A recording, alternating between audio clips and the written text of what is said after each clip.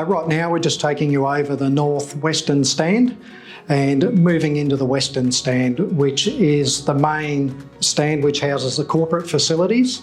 Right now we are flying over the future player facilities and coach facilities, and where the first set of concrete walls are, we're approaching, that is the other player facilities and coach facilities, right next to the staff facilities, amenities and conference and media outlets. We're now approaching one of the accesses to the field of play and also the storage areas for the grounds equipment, mowers, etc. And the southern stand concourse we're at now includes toilet facilities where the reinforcing is and bar facilities off to the right hand side. Again, in this corner on the southeast, we have access to the field of play. And again, like the southern stand, the eastern stand here has toilet and amenity facilities where you can see the reinforcing, and to the right hand side there's tenancies and food and beverage outlets.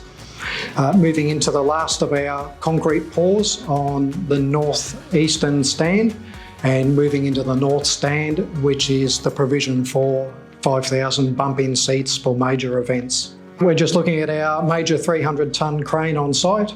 And pleasingly at this stage, the works are all tracking on schedule and on budget, and looking forward to opening on time in early 2026.